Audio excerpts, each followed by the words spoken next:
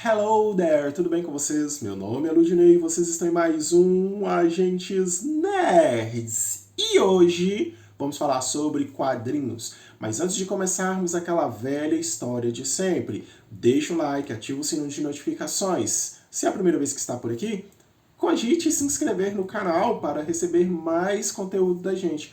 E também não deixe de seguir os canais parceiros. Curte Pokémon Unite? Pois é, o canal do Mestre Odo é um canal perfeito para você entender um pouco mais sobre tudo que está acontecendo dentro deste universo mobile. Caso você esteja enveredando pelos campos de Ions em Pokémon Unite, não deixem de visitar o trabalho do Diário de Trevor e do Coliseu Pokémon. São dois camaradas que mandam muito, são dicas e gameplays para você melhorar a sua jogatina e se tornar um mestre. Até talvez antes do que o Ash. Pois é. E caso você goste de super-heróis ou personagens diversos dentro da cultura pop, mas não sabe muito bem como se dá a origem desses personagens ou como que eles foram pensados, pois é, a História de Heróis, ou Histórias de Herói, é o canal perfeito para vocês saberem como que esses personagens se desenvolveram ao longo dos anos. E hoje, falando de heróis, nós vamos falar justamente sobre super-heróis.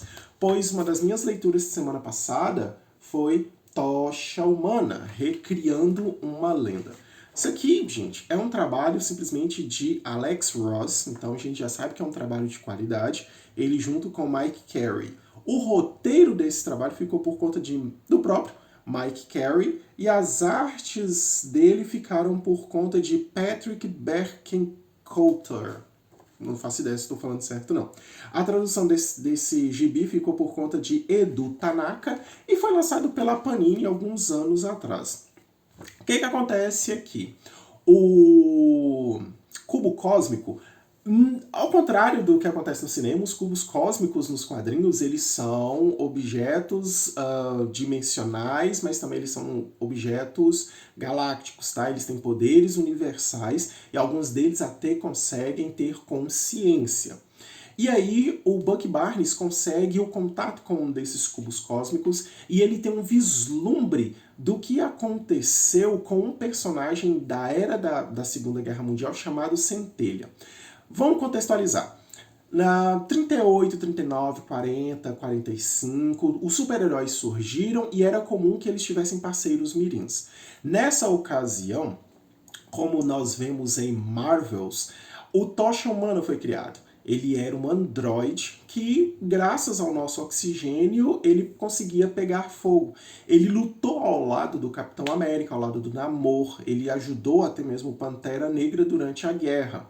E aí ele tinha um parceiro mirim que se chamava Centelha, que também pegava fogo. Mas ao contrário do Tocha, que era um androide, o Centelha era um mutante. Só que o Centelha, ele morre. O Tocha também morre, só que o foco aqui inicial é o Centelha, que ele morre pelas mãos do Pensador Maluco. E aí o Buck Barnes, quando vê o fim que o Centelha levou, ele resolve que ele tem que trazer o cara de volta. Então ele ressuscita o Centelha, e aí o Centelha o Centelha se depara com uma situação complexa, porque ele é um cara de 1945. E ele morre e ele ressuscita no nosso tempo. Então tudo mudou, as coisas são outras completamente diferentes. E para piorar ainda mais a situação, o Pensador Maluco está vivo, sequestra não, porque ele vai até o Pensador para tentar resolver os problemas dele, tipo vingança, mas o Pensador Maluco resolve que ele vai servir de cobaia para trazer o Tocha Humana de volta. E é o que ele faz. Então aqui nesse quadrinho, na verdade são duas edições, nós vemos o Tocha Humana e o Centelha novamente em ação, só que dentro do nosso tempo. E é interessante porque um dos focos desse quadrinho aqui é o próprio Namor, e a gente tem a recriação dessa página aqui. Para quem já leu as histórias antigas, sabe do que eu tô falando, porque o Namor, durante a guerra, ele luta ao lado dos heróis, mas em determinado ponto ele vai pro lado dos bandidos, e aí quem confronta o Namor para trazê-lo de volta pro lado dos heróis é o próprio Tocha. O problema dessa história é que, ao decorrer dela, o Pensador Maluco, ele consegue liberar tipo um vírus, não é um vírus, é um vírus. Se a gente for olhar para os tempos de hoje, é um vírus que ele libera na atmosfera e esse treco começa a proliferar, fazendo com que todo mundo se torne uma mente só. E aí cabe o Tocha conseguir resolver esse problema. Para quem gosta de super-heróis, é uma história bastante boa, ela tem gosto de clássico, tá? Então, assim, valeu a pena ter tido essa leitura aqui. Só que assim, eu também li Scalpo. Um minuto de silêncio. Mano, isso aqui é muito bom.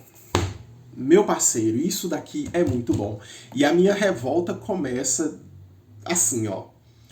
Por que que as produtoras, esses canais aí, Netflix, HBO Max, Amazon Prime, estão transformando super-heróis em live action?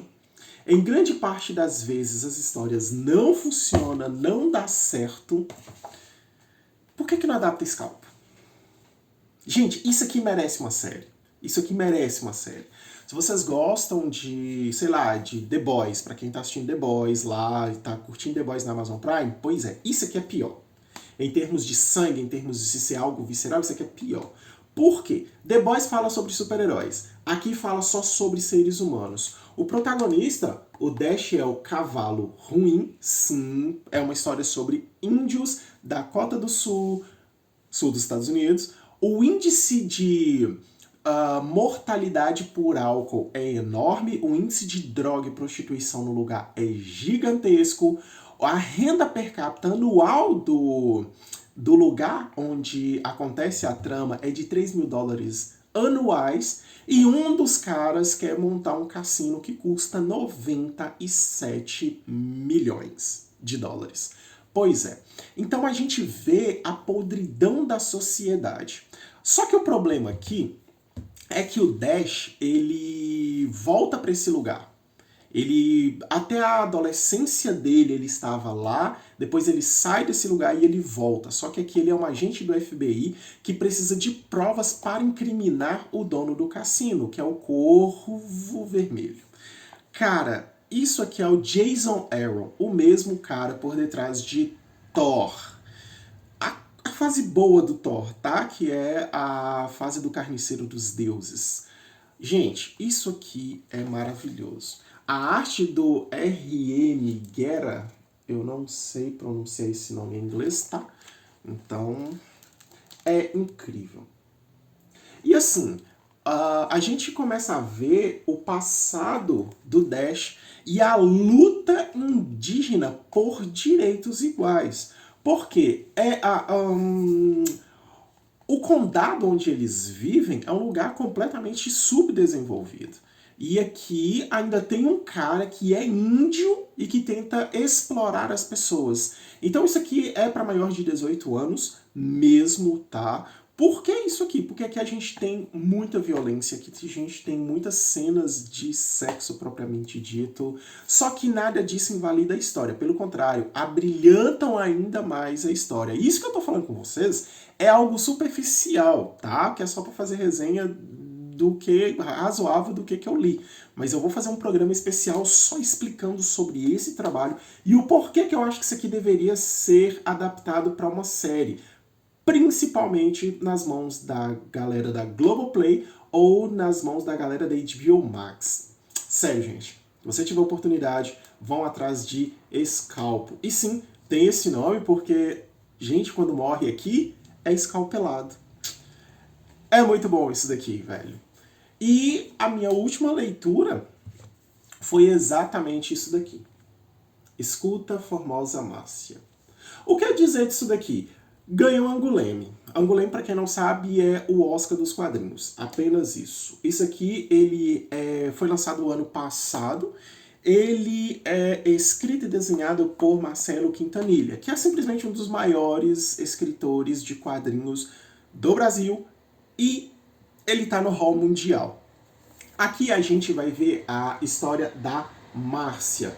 Ela é uma humana comum, tá? Ela trabalha no hospital como técnica de enfermagem e ela também tem um trabalho de cuidadora.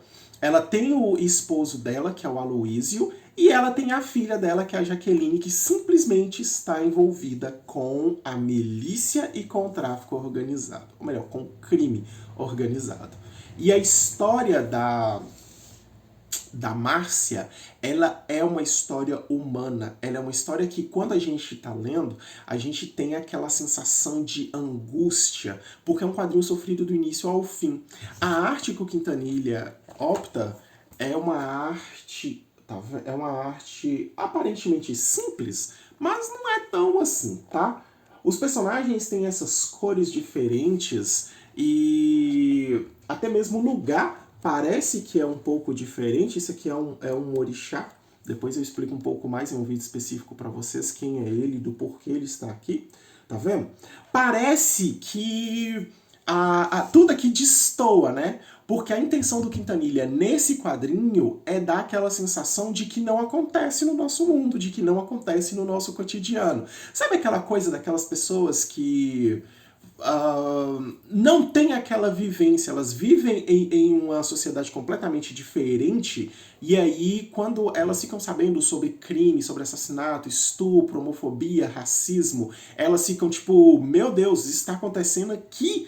Pois é, a sensação para ler essa história é exatamente essa. E quando o Quintanilha coloca os personagens de outras cores que não as nossas, é justamente para dar essa sensação falsa de que essas coisas não acontecem no nosso mundo, mas a gente sabe que acontece. A história toda se passa no Rio de Janeiro e mostra um pouco sobre essa questão de como a milícia ela é forte ao ponto de manipular até mesmo os policiais. E como que uma milícia, quando bem organizada, ela consegue causar danos dentro da sociedade, até dentro daquilo que deveria ajudar aquela sociedade e às vezes até os próprios milicianos, que é o caso da saúde, né? Ninguém vai negar um tratamento para uma pessoa, independente de quem ela seja.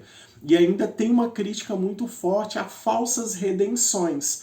Sim, aquelas pessoas que estão no mundo do crime ou estão ali no mundo das drogas e de repente elas se convertem a Jesus, elas encontram Jesus e algum tempo depois elas estão lá cometendo os mesmos crimes. Ou seja, usaram a igreja, usaram a religião apenas para disfarçar o mal. Então, assim, é uma leitura deliciosa.